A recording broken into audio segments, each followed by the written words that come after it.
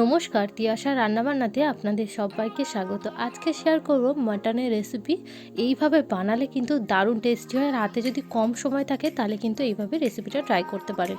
তো তার জন্য সবার প্রথমে গ্যাস অন করে দিয়ে দিয়েছি পেঁয়াজটা হালকা একটু ভাজা ভাজা হয়ে গেলে এর মধ্যে মাটনটা দিয়ে দিয়েছি। এখানে মোট 300 গ্রাম মতন মাটন আছে। তো ওটাকে দিয়ে হালকা একটুখানি নাড়াচাড়া করে নেব। তেলের মধ্যে দিয়ে এইভাবে একটু ভাজা ভাজা করে নেবো। এইভাবে মাটনটা রান্না করলে কিন্তু খেতেও দুর্দান্ত স্বাদের হয়। তারপর এর মধ্যে দিয়ে দিলাম একটা টমেটো কোচানো। এবার টমেটো আর পেঁয়াজটার সাথে মাটনটাকে খুব ভালো মতন করে একটু ভাজা ভাজা করে নেব। এবার এর মধ্যে দিয়ে দিলাম 1 চামচ আদা বাটা, 1 চামচ রসুন বাটা দিয়ে আবারও 2 থেকে 3 মিনিট মতন করে এটাকে কষিয়ে নেব। এই রেসিপিটা যদি আপনাদের ভালো লাগে তাহলে কিন্তু অবশ্যই লাইক, কমেন্ট আর সাবস্ক্রাইব করবেন। আর এভাবেই আমার পাশে থাকার অনুরোধ রইল আপনাদের সকলকে।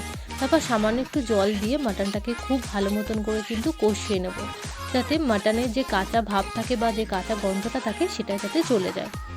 হাফ চামচ মতন দিয়ে দিলাম কাশ্মীরি লাল লঙ্কার গুঁড়ো আর হাফ চামচ মতন দিয়ে দিলাম হলুদ গুঁড়ো দিয়ে কিন্তু আবারও 2 থেকে 3 মিনিট মতন এটাকে আমি কষিয়ে নেব। সামান্য একটু জল দিয়ে এটাকে কষাবো যাতে মশলাটা পুড়ে না যায়। তারপরে আমি এখানে 4-5টা মতন চেরা কাঁচা লঙ্কা দিয়ে দিলাম। ঝালটা কিন্তু অবশ্যই স্বাদ মতন দেবেন, যেই অনুযায়ী ঝাল খান তো সেই অনুযায়ী এখানে ঝালটা অ্যাড করে দেবেন। এবার এটাকে আমি খুব ভালো মতন কষিয়ে নেব। তারপর হাফ চামচ দিয়ে দিলাম ধনের গুঁড়ো আর হাফ চামচ জিরের গুঁড়ো। যতক্ষণ না মশলা দিয়ে তেল ছেড়ে আসছে ততক্ষণ কিন্তু মাটনটাকে খুব ভালো মতন করে কষিয়ে নেব। আর যারা মাটন খান না, যে গন্ধ লাগে, তারা কিন্তু এইভাবে রান্না করতে পারেন, তাহলে কিন্তু একদমই গন্ধ লাগে না।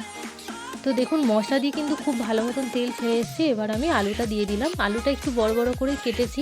মাটনের আলু একটু বড় বড় করেই কাটতে হয়, তাহলে কিন্তু ভালো হয়। আর এটা যেহেতু প্রেসারে দেওয়া হবে তাই জন্য কিন্তু আলুটাকে সেদ্ধ হয়ে যাবে, নাহলে একটু ছোটো করে দিলে এটা গলে যেতে পারে। ওর জন্যে আলুটাকে একটু বড় বড় করেই দিই। তারপর আলুটা দিয়ে 2 থেকে 3 মিনিট মতন একটু কষিয়ে নেব। তারপর এর মধ্যে জল দিয়ে ধনেপাতা দেবো, মশলা দিয়ে দেবো, দিয়ে প্রেসারে দিয়ে আমি 3টে থেকে 4টে সিটি দিয়ে দেবো। ব্যাস রেডি হয়ে যাবে কিন্তু আমাদের দারুণ স্বাদের এই খাসির মাংসের পাতলা ঝোল।